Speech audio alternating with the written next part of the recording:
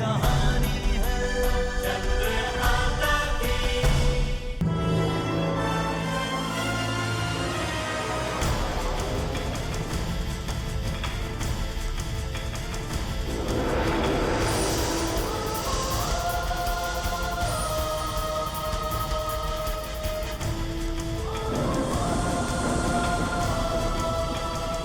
महाबली बद्रीनाथ,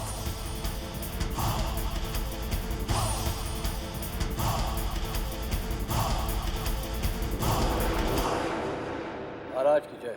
महाराज की सेवा में बद्रीनाथ उपस्थित है। महाबली बद्रीनाथ, कई वर्षों उपरांत तुम्हें अपने समक्ष देख हमें बहुत प्रसन्नता हो रही है,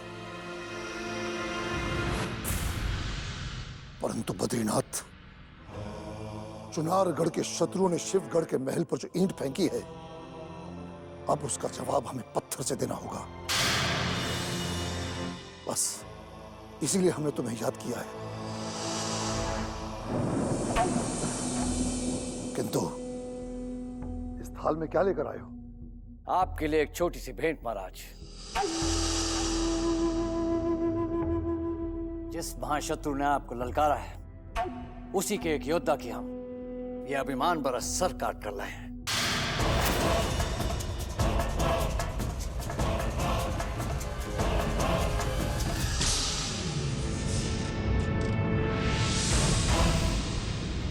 स्वीकार कीजिए महाराज। महाबली बद्रीनाथ की,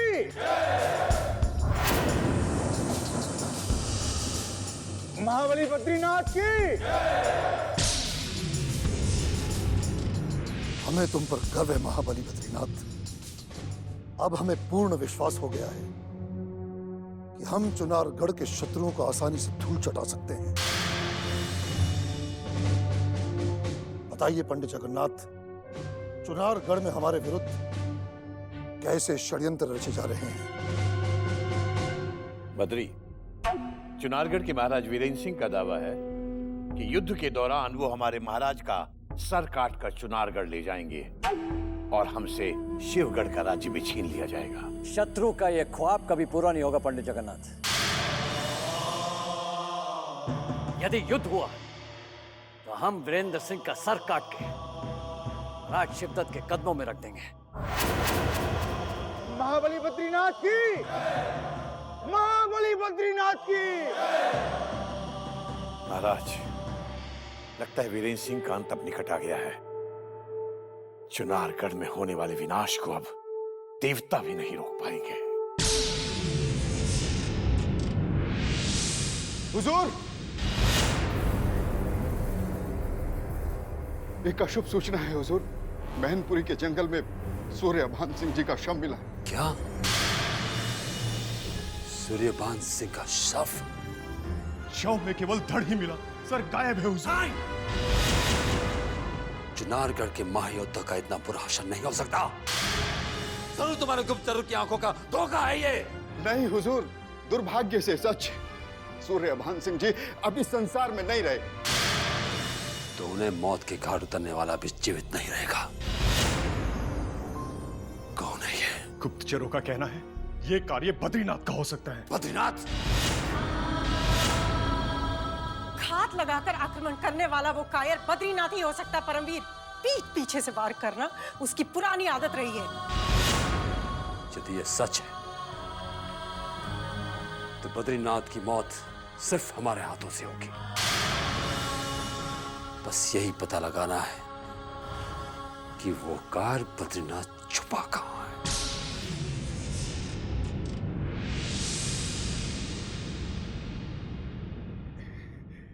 महाबली बद्रीनाथ की। शिवगढ़ की सियासत में सब कुछ बदल गया, मगर आप नहीं बदले। अब जब बिन बुलाए आने की भूल कर ही दी है, आने का कारण भी बता दीजिए। कारण कुछ नहीं बद्रीनाथ जी, बस आपसे मिलने चले आए। क्या है, आपसे एक लंबे समय से मुलाकात नहीं हुई थी, किंतु सत्य कहता हूँ एक दिन भी ऐसा नहीं बीता जब मैंने आपको याद नहीं किया। क्यों नाज़िम? सरकार बिल्कुल ठीक फरमा रहे हैं हुजूर। कितनी बार तो ये आपको याद करते करते अपनी आंखों से भी आंसू बहा चुके हैं। समय बर्बाद मत कीजिए और आने का कारण बताइए। बद्रीनाथ जी, मैं तो आपको केवल इतना बताने के लिए आया था कि जब से आप शिवगढ़ में पधारे हैं, मेरी और महाराज शिवदत्त की सारी चिंताएं समाप्त हो गई हैं। अन्यथा मैं और महाराज शिवदत्त तो एकदम अनाथ जैसे हो गए थे। बद्रीनाथ जी, क्यों अहमद? और नहीं तो क्या, ये तो पंडित जगन्नाथ जी की वजह से हुजूर के आने में देरी हो गई, वरना अगर हुजूर पहले शिवगढ़ आ जाते, हम अभी तक चुनारगढ़ छीन भी चुके होते महाराज। हाँ बद्रीनाथ जी, मैंने स्वयं महाराज शिवदत्त को कितना समझाया कि महाराज, पंडित जगन्नाथ की रमल के चालों द्वारा कुछ भी हासिल नहीं होगा। यदि आप चुनारगढ़ पर विजय प्राप्त करना चाहते हैं तो वो केवल और केवल महाबली बद्रीनाथ जी ही दिला सकते हैं। लेकिन नहीं, महाराज शिवदत्त तो आंखें बंद करके उस पाखंडी पंडित पर भरोसा करते रहे। पंडित जगन्नाथ जैसे महापंडित पर आरोप लगाते आपको शर्म आनी चाहिए। इस धरती पर उनके जैसा त्यागी और विद्वान और कोई नहीं। याद रखिए कि आज के बाद उनकी शान में कोई गुस्ताखी ना ही करे तो अच्छा है। लगता है आप तो बुरा मान गए बद्रीनाथ जी। दरअसल मैं तो आपके साहस और शौर्य की सच्ची प्रशंसा कर रहा था। बल्कि मैंने तो महाराज से यहाँ तक कह दिया कि सारे राज्यों की बागडोर आपको नहीं चाहिए। हमें कोई बागडोर,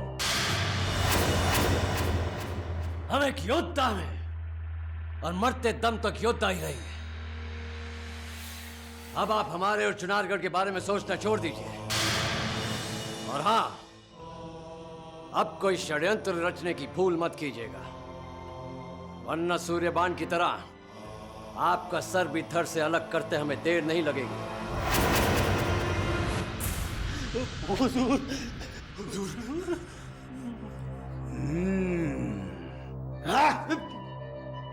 ये तो आने वाला समय ही बताएगा बद्रीनाथ कि कौन किसका सर धड़ से अलग करता है। जैसे ही कोई उचित अवसर हमारे हाथ आया, ये क्रूर सिंह तुम्हारी कुंडली के योग पलट देगा।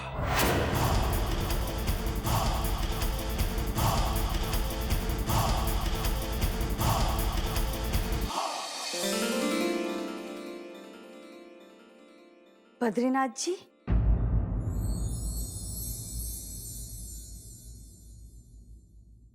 शिवगढ़ के महल में आपका स्वागत है। नैनतारा, तुम? कितना समय बीत गया आपको देखे हुए। इतने वर्ष आप कहाँ थे? हम मैनपुरी के जंगलों में थे नैनतारा, मगर आज भी आप महाराज शिवदत्त का साथ इतनी वफादारी से निभा रही हैं, ये देखकर हमें बहुत खुशी हो रही है। वफादारी करना तो हमने आपसे ही सीखा है। वैसे पराजित होने के बाद महाराज के सारे वफादार उन्हें छोड़कर चले गए, लेकिन मैं मरते दम तक अपना कर्तव्य निभाऊंगी, आपकी तरह। शिवगढ़ में अगर सारे अधिकारी तुम्हारे जैसे होते तो शायद हमें पराजय का सामना कभी नहीं करना पड़ता। लेकिन अब वो पराजय विजय में बदल जाएगी, क्योंकि शिवगढ़ में फिर से आपका आगमन हो चुका है। लेकिन आप मैनपुरी के जंगलों में इतने लंबे समय तक क्या कर रहे थे? हम शत्रु वीरेंद्र सिंह के चक्रव्यूह को तोड़ने की कोशिश कर रहे थे।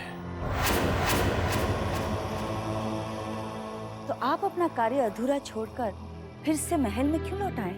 महाराज शिवदत्त का आदेश हमें वापस महल में खींच लाया है, क्योंकि उन्होंने चुनारगढ़ को शत्रु से वापस छीनने का संकल्प किया है। आपके होते हुए महाराज का संकल्प अवश्य पूरा होगा। अब तो आप शिवगढ़ से वापस तभी जाएंगे जब चुनारगढ़ फिर से हमारे कब्जे में होगा। नहीं नैनतारा, जीत के बाद जब हमारी तलवार वीरेंद्र सिंह और उसके वंश को खत्म कर देगी, तब जाएंगे हम यहाँ से।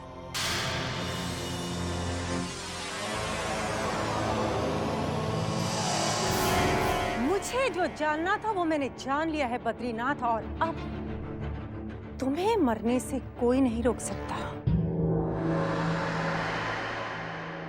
बद्रीनाथ को हमारे हाथों से कोई नहीं बचा सकता, क्योंकि ये साबित हो चुका है कि उसने सूर्यभान सिंह का सर धड़ से अलग कर दिया।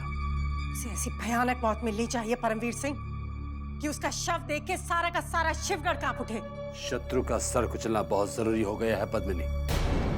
ये बताओ, शिवगढ़ से क्या खबर लाई हो? शिवगढ़ के महल में कुंडली जमाए पंडित जगन्नाथ भी किसी गुप्त योजना पर कार्य कर रहे हैं परमवीर, और यदि उनके पास से चल गए तो वो भी हमें संकट में डाल सकते हैं। नहीं पद्मिनी, संकट हम पर नहीं बल्कि महाराज शिवदत्त और उनके वफादारों के सर पर मंडराएगा। हम इसी समय महाराज वीरेंद्र सिंह के पास जाकर कोई योजना बनाते हैं।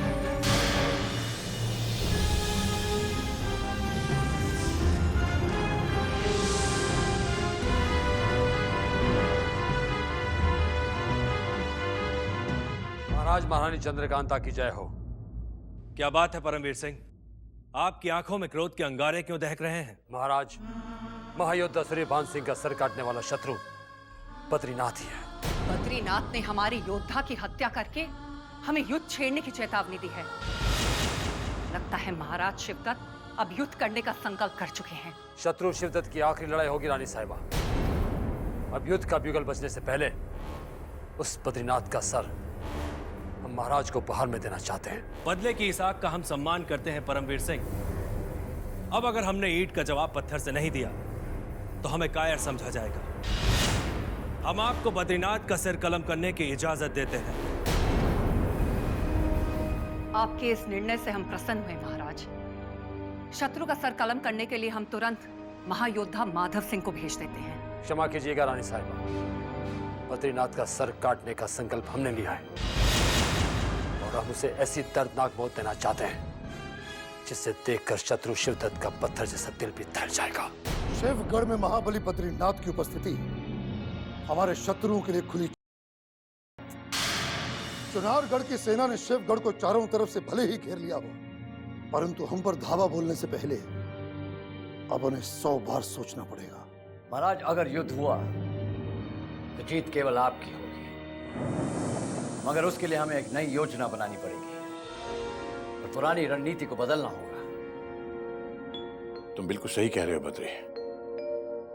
पिछली बार हमने बिना सोचे बिना समझे यूं ही युद्ध छेड़ दिया और मुंह की खानी पड़ी।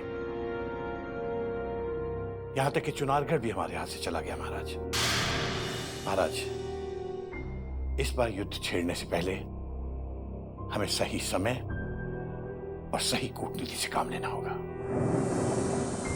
महाराज, हमें उस पराजय का बदला शीघ्र से शीघ्र लेना होगा जो हमें महाराज वीरेंद्र सिंह ने दी थी। उस पराजय का घाव हम आज तक नहीं भूल पाए हैं महाबली बद्रीनाथ। आज के बाद चुनारगढ़ का जो भी योद्धा शिवगढ़ में प्रवेश करे उसे तुरंत मौत के घाट उतार दिया जाए। युद्ध से पहले यही हमारी रणनीति होगी।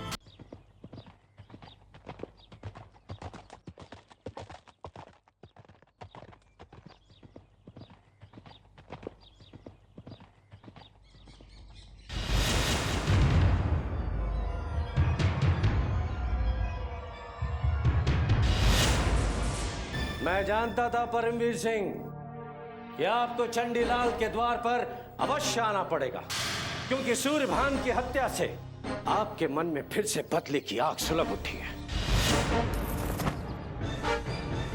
चंडीलाल, आपकी निगाहों ने हमारे सीने में सुलगती हुई ज्वाला को देख लिया है।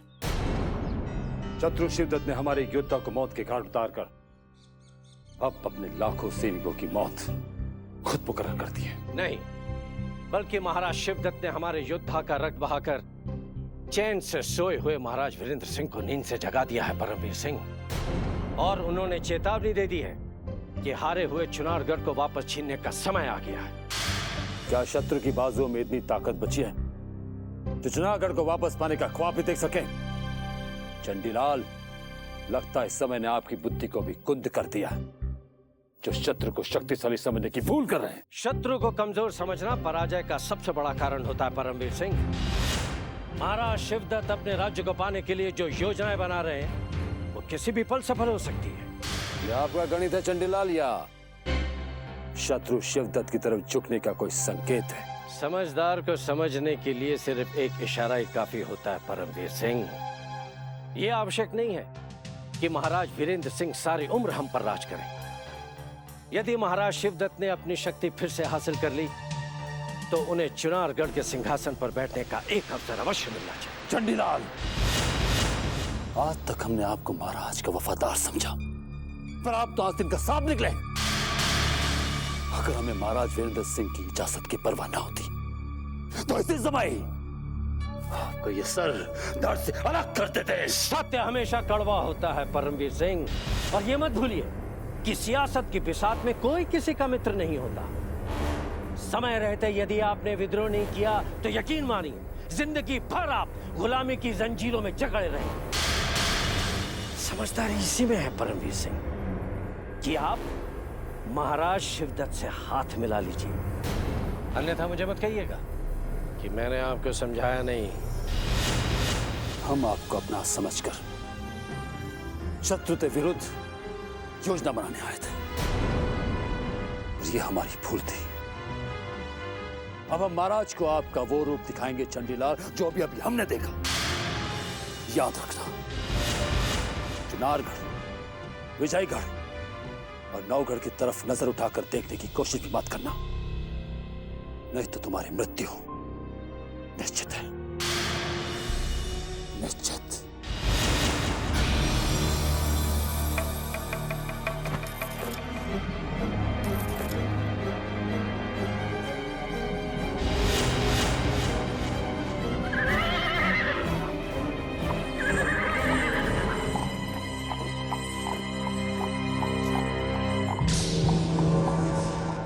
किसकी मौत कब निश्चित होगी ये तो समय बताएगा परमवीर सिंह, परंतु अब महाराज शिवदत्त की दृष्टि में मेरा स्थान निश्चित है।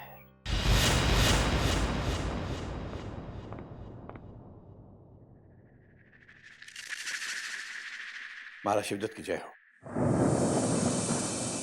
पंडित जगन्नाथ, अचानक आपके आने का कारण? महाराज, चुनारगढ़ से चंडीलाल का गुप्त संदेश आया है।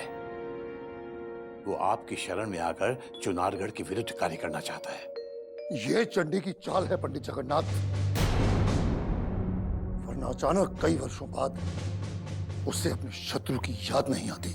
महाराज, ऐसा भी तो हो सकता है कि चंडी अब अकेला पड़ गया हो और इसलिए आपकी शरण में आना चाहता हो। जो स्वयं अकेला पड़ चुका हो वो हमारे किस काम आ सकता है पंडित जगन्नाथ? अब तो उसके साथ ना तो कोई मंत्री होगा और ना ही सेना। महाराज, क्षमा चाहता हूं, किंतु चंडी ने महाराज वीरेंद्र सिंह की सेवा में काफी लंबा समय बिताया है। हो सकता है उसके पास चुनारगढ़ के उन गुप्त रहस्यों का खजाना हो जिनमें सेंध लगाकर हम चुनारगढ़ की नींव से नींव हिला सकते हैं। आपके रमल की चालों में हमें युद्ध की पहल करने से रोक रखा है पंडित जगन्नाथ, वरना हम इतने भी असहाय और विवश नहीं हुए कि हमें चंडी जैसे चालबाजों की सहायता की आवश्यकता पड़ी है। हम चंडी से नहीं मिल सकते। एक बार परखने में क्या हर्ज है महाराज? कहते हैं कि शत्रु का शत्रु मित्र होता है। यदि चंडी हमारे किसी काम नहीं आ पाया तो हम उसे पांव के कांटे की तरह कभी भी निकाल के फेंक सकते हैं। यदि आपकी कूटनीति में चंडी सहायता दे सकता है तो आप बेशक उससे मिल सकते हैं, परंतु स्मरण रहे, चंडी हमारे किसी काम का नहीं, इसलिए कृपया उससे मिलने के लिए हमें विवश न करें।